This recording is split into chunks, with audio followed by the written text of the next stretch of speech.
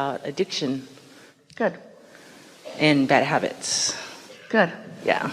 I smoke cigarettes, and I would like Stop it. What else? not do that. So your question is?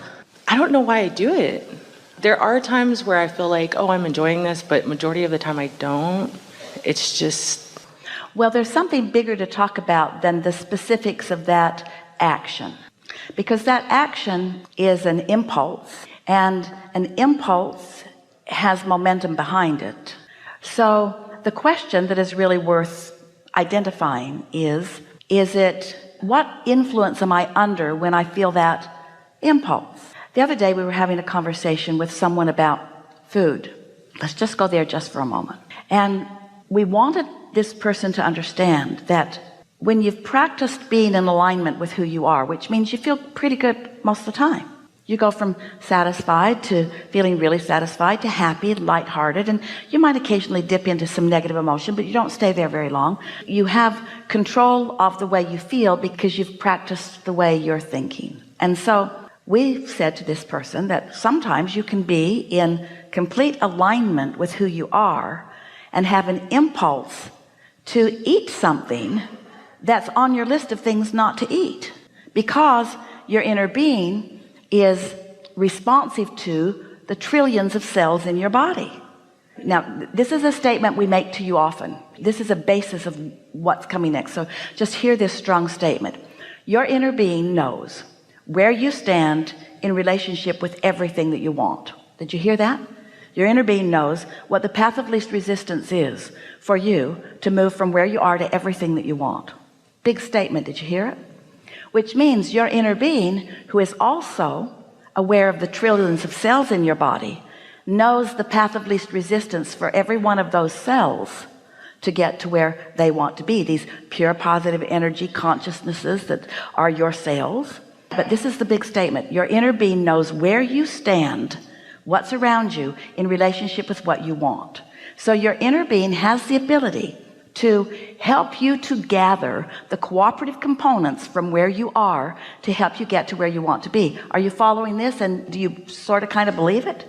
Let's say that you are in an environment where you have access to this much substance that we are calling food, and that your cells are asking for something. Now, in this vortex, you want energy, you want clarity, you want vitality. There are all kinds of things that you want that are all dovetailing together, and the cells of your body are already cooperative components. And so let's say that the cells of your body are requesting something that they need in order to operate at top performance, and what they need in order to operate at top performance is available in your pantry or in this restaurant or in your vicinity, and is known by your inner being to be contained in that particular Snickers bar, which is on your don't eat list. There are all kinds of things that you've made the decision that you're not going to do, that if you were really in sync with your inner being would give you an impulse toward it. Did you follow that?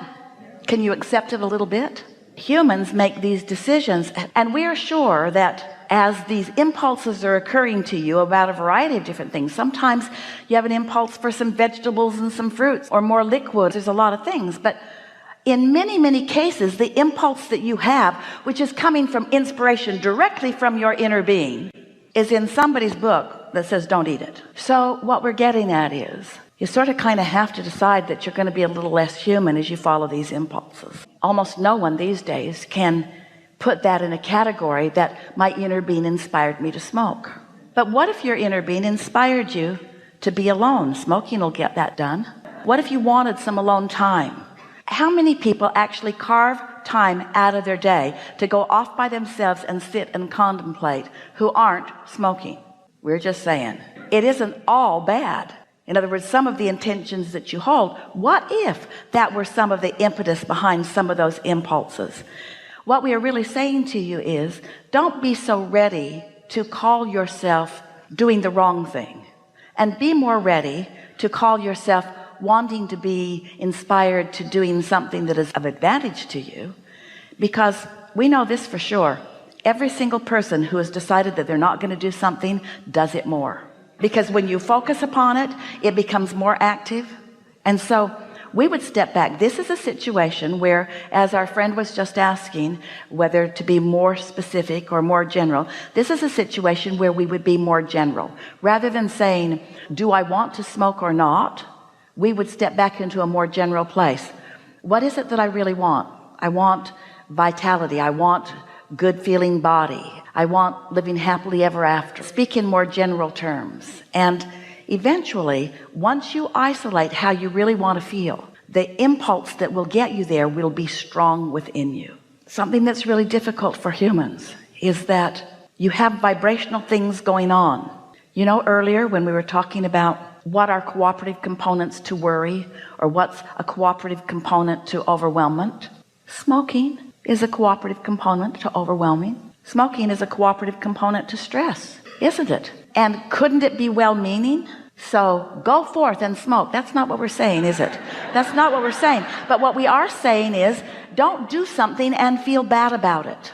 That's what we're saying. When you do something and feel bad about it, it's the feeling bad about it that is your indication that you're not connected to your inner being. And your inner being will not leave you because you're smoking. You will not deprive yourself of your inner being because of this action that you are taking. But you will deprive yourself of your inner being because of your self-condemnation over this action that you are taking, because your inner being will not condemn you. And when you do, you cause separation. And it's separation from who you are that is destructive to your experience, not the activity. So people who gather statistics say, but these things seem to go together. Well, they go together for a reason. In other words, they go together because people who usually feel like that have enough resistance that they're pinching off their replenishing mode. You heard some stuff. Now you want to talk? Yeah, I mean, what we're saying to you is, it's not the action that we want you to address. It's the way you feel behind the action.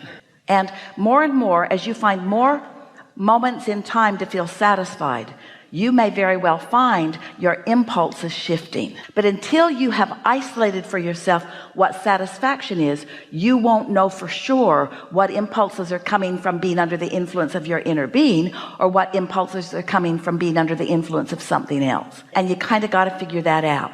So we don't want you to address the behavior. We want you to address what influence you're under, and then the rest is easy. Make sense? Yeah. A lot of people just want somebody to tell them, do that and don't do that. Or at least that's what you say. Till somebody like your mother tells you don't do that, and you say, you're not the boss of me. You really don't want somebody else defining for you. And we want you to know you've already defined it, and your inner being knows the path for you to have everything that you want. Yeah, that makes sense. Feeling the condemnation has made it worse. Addiction is twofold. It's the vibrational attraction, but there's another thing. When you introduce something to your body, to these trillions of cells, you know what they are? They are so wonderful, incredible, amazing, adaptive, flexible. They adjust. They make the best of everything you give them. Be more like them. They do. They make the best of everything you give them, which means they compensate. They find their resources and they continue to thrive.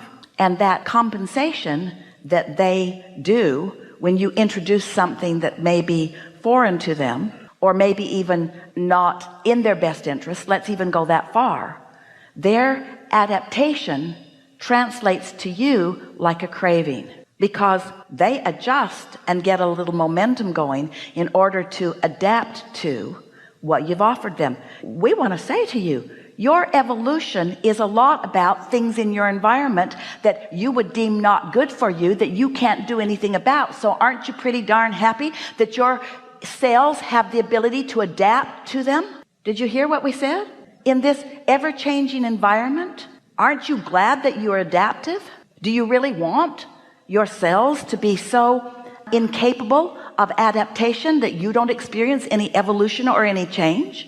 We don't think that's what you want. So let's bless the adapting tendencies that you have and understand it, and give yourself some leeway with it. And in doing so, feel less vulnerable. Your amazing cells make you less vulnerable. So your cells aren't judging you. Your inner being isn't judging you, isn't calling something inappropriate. You know who is?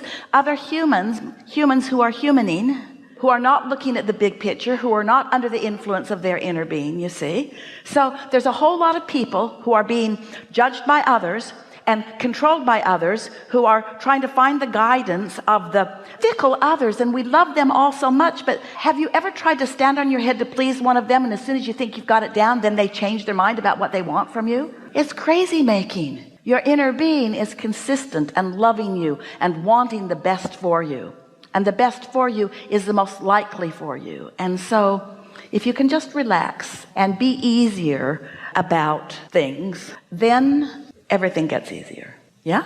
You hear it all? You have more you want to talk about? You believe us?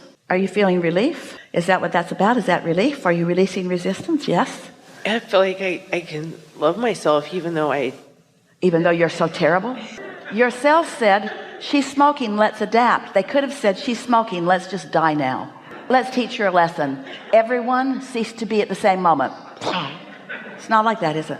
So what is something I can do maybe in that moment where I'm like, because I feel like it can sometimes be a battle where I'm like, oh, I want that. Like I said, sometimes I enjoy the moment, and then other times what we want you to understand that you're saying to us, you're talking about so many moments in time with so many people on subjects that aren't as specific as whether to smoke or not to smoke. Almost everyone is saying one thing with their words and doing another thing with their vibration. And we're just asking you what you're doing with your vibration when you're mad at yourself. Would you be better off, vibrationally speaking, to go with the flow of it for right now, because it's the impulse that you have, while you make a decision that you'll find your way to greater health? What's the path of least resistance? To stop and feel strain, or to flow with it for now? We're just asking you not to be at the top of the hill, release the brake, release the gears, and have shoved the car forward, and while it's about halfway down the hill, decide that you're going to stand out in front of it and stop smoking.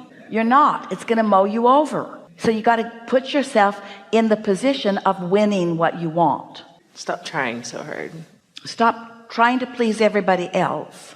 In all of this discussion, there's a lot of thoughts in the air about it. In all of this discussion, can you step back from the specific subject of drugs or smoking or any of these vices that you have all defined? Can you step back from those specifics into a more general discussion and tell us, what is this really about? What is it that you desire? In other words, you think you desire to stop smoking, but what is it that you really desire?